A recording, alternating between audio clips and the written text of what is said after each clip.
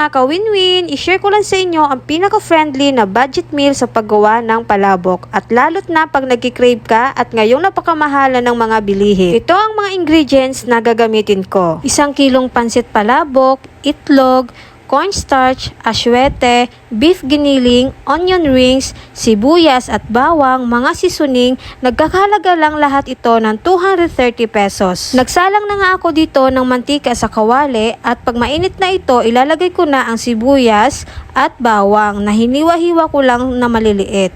Mekos-mekos ko lang at pag lumabas na ang aroma, agad ko na din sinunod ang beef giniling. Nagkakahalaga lang ito mga kawin-win ng 100 pesos at marami na. Mekos-mekos ko lang ulit hanggang sa medyo maluto na siya. Agad ko na din inilagay ang beef cubes na isa sa magpapasarap sa luto natin. Mekos-mekos lang, maigi hanggang sa matunaw ang cubes. Nang matunaw na, nilagyan ko na din ng sachet ng magic sarap. Mekos-mekos lang ulit at nang tingin ko okay na, nilagyan ko na din ng 2 basong tubig. Malaking baso ang ginamit ko dyan, kaya kung small na basong gagamitin nyo, bali 3 cups ang gagawin nyo. Nagtunaw na din ako dito ng aswete, nilagyan ko ng mainit na tubig at agad ko na din hinalo dito. Mekos-mekos lang natin at maya-maya pa sinunod ko na din ang cornstarch. Tansyahan lang ito mga kawin-win, halu-haluin lang at antayin natin kumulo. Nang kumulo na, pwede na natin ilagay ang pansit palabok na binabad ko lang saglit sa tubig. Pero dapat talaga matagal mo siyang binabad. Dahil sa excited ako, kaya ayan, nilagay ko na. Mekos-mekos lang natin. May nalimutan pala ako mga kawin-win. Nilagyan ko pala yan ng konting patis at paminta.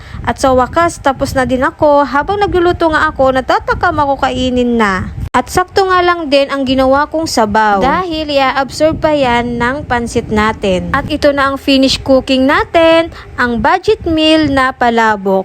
O diba, ang sarap? Pag nag-crave ka at sakto lang iyong pera, ano pa inaantay mo? Gawa na! Kaya ako gumawa nito mga kawin-win dahil birthday nga ni RR at paborito niya ito. Ito nga ang hinanda ko sa kanya. O mga kawin-win, hanggang sa muli, dito na lang, sa sunod ulit. Bye!